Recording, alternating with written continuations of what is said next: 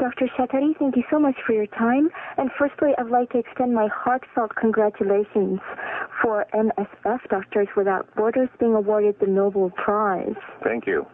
It's an honor that you share, of course, and you have contributed as a member of the MSF Japan. How do you feel, and did you have any idea that the MSF will be receiving this award? I was very surprised at receiving one of the greatest prizes in the world, and I never expected to receive there. I think one of the reasons why MSF win the prize, that MSF had spoken out the victim of war, bad condition in developing countries. So developed country understand how it is happening in developing country. I see. So that was what distinguished you from the rest of other NGOs that have been extending aid to regions in crisis. You have been sent to Sri Lanka last summer. So how many doctors are usually present in Sri Lanka at any given time? I think about 10 or 12. At all time? At all time, all over Sri Lanka. And for Matkala, it dislocate eastern coast of Sri Lanka, and which have here 11,000 students. In MSF team, 3 doctors always keep sending. Oh, I see. And I think I'd like to add that since in November, fighting between government forces and Tamil secessionist guerrillas, known, of course, as the Liberation Tigers of Tamil Eelam, has reportedly intensified. So the doctors of MSF are still very much in need in the region. Now, Dr. Chatterjee, you are a surgeon.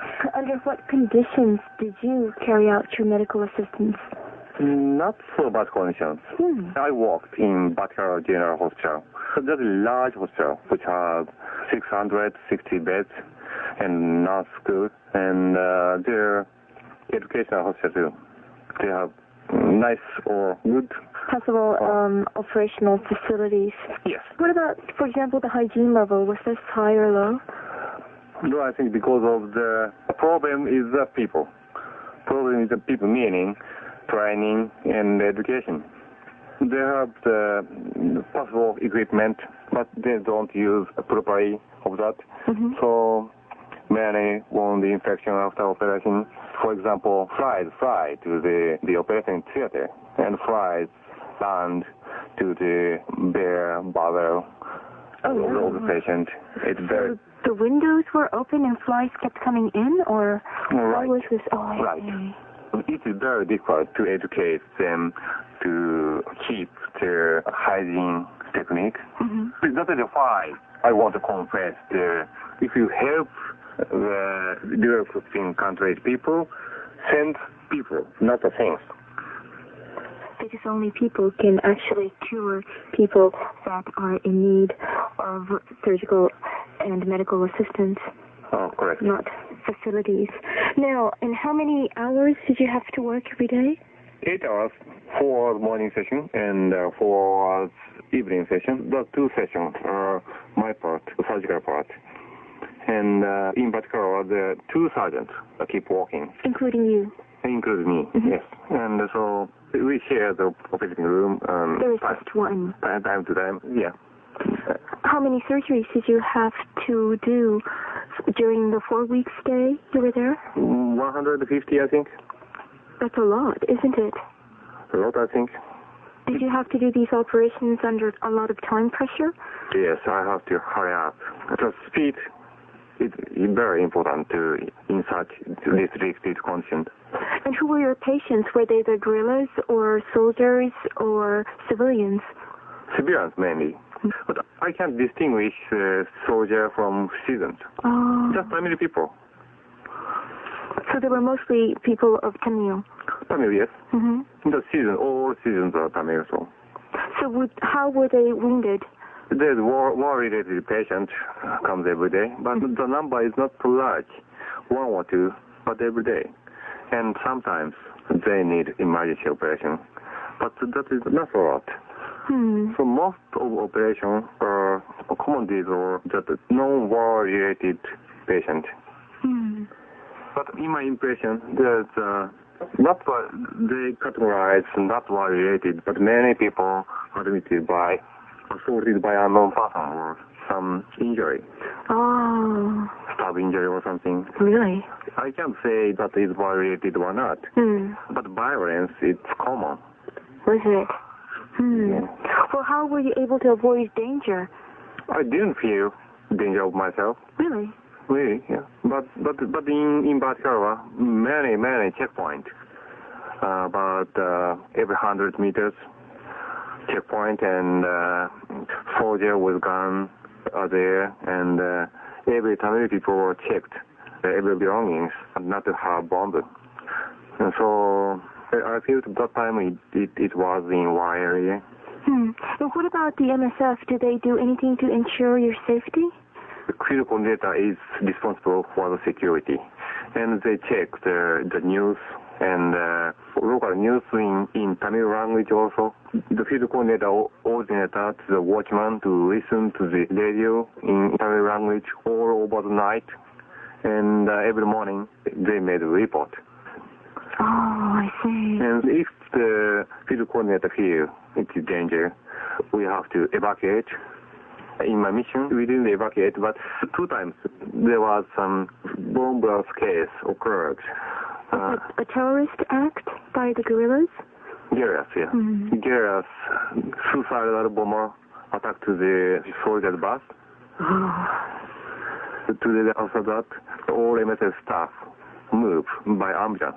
Except that, we always cycling to the house, to the hospital. But after the case, we have to move in the car. That is the field coordinator's order. Well, it certainly sounds like you were in a region of conflict. Did you find yourself short of any daily necessities and such that might have inconvenienced you? No, nothing except temperature. Must have been very, very hot. But except that, as a present, 2 stories house have water supply and shower, electricity and refrigerators, nothing. What about meals? Sri Lankan neighborhood come and cook for us, and that's very nice. Would you say basically you felt comfortable in your surroundings? Yes, it is very nice for me to concentrate the surgical work. That is very happy for me. I guess this was made possible thanks to the hard work by the field coordinator and other volunteers of the MSF. Well, of course, the MSF is known as the world's ambulance car. It can rush to any scene in about 48 hours, and I guess this is all made possible because of your huge annual budget of $231 million, which comes from donations from individuals and corporate supporters. Now, Dr. Shateri, I hear there are 2 kinds of medicines in the world, one for the developed and the other for developing nations. And how did you bridge the gap between the 2 medicines? I think medicine is same in all over the world, but they have variations. I already very experienced in Japanese variation of the medicine, but it is not accustomed for me the Sri Lankan variation.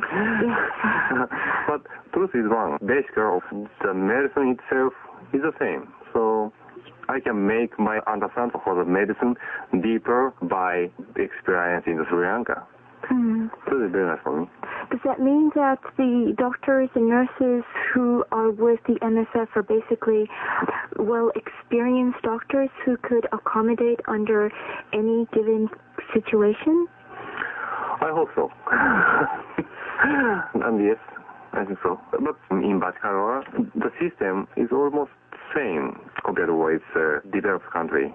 That is, I think, the British style.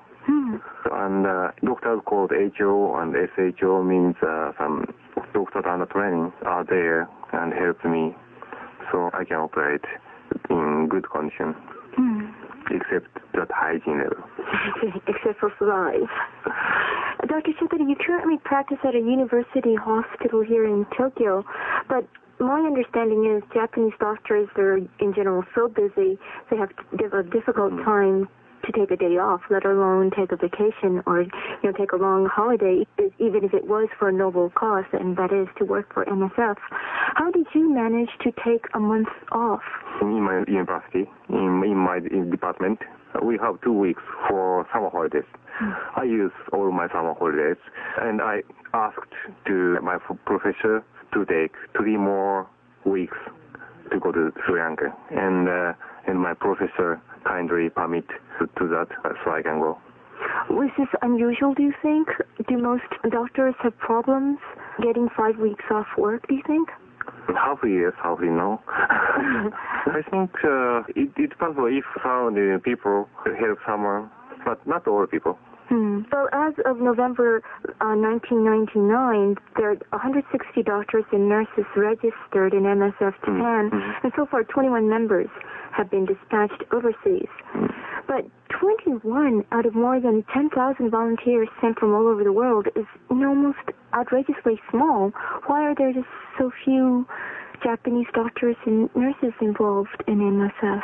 The main reason is English, I think. So it's not time, but it's a language barrier? Language, and it is not common sense to participate in volunteer organization in Japan. And so the professor or boss is hardly to let them go. Oh, so they're not able to win support or understanding from the places they work. Understanding is the most important thing, I think. I think the professor or bosses are middle age or higher, they are not familiar with the word volunteer. If they want to let someone to go to volunteers, they have to talk to some other officer to permission. In Japan, not officially common sense agree to the participation of volunteers. So if some professor want to, but it is hard for them to do that. Well, I'm sure that if somebody was a doctor, they would probably want to go to another country and help out under a totally different environment than as of here in Japan. And professors can't understand that? I think they understand, but not familiar with concept. In Japan, they want to work in traditional way. But volunteer is not traditional way in Japan now. But as more people like you go overseas and help and take part in these activities and come back, were you able to win more understanding of the people? I hope so. They will change. Well, finally, Dr. Shatari, given the chance, would you like to go on a mission again? Yes. I know you, of course, used up all your summer vacation, but where would you like to go? Oh, Africa. Not only Africa, but I want to challenge more difficult mission in more different situations from Japan. But of course, Africa sounds even more challenging because there are so many factors. For example, they could be cholera outbreaks or Marburg disease, yes, and AIDS, and there's so many different diseases and wounds that you will have to look after. It is very dangerous for me too. And there are many tropical diseases that is quite different from the Japanese one and not IU3. But I think in Africa, there are some large hospitals with training system want to independent cycling. And so I want to help them. Do you think this will be possible? If my professor will give me permission. Yes, well, Dr. Shatari, I certainly hope that your dream will come true and also that your experiences will enlighten other doctors to follow suit. I hope this Nobel Prize makes more Japanese doctors encouraged to go and participate in the mission. Yes, I certainly hope so too. Thank you very much. Thank you.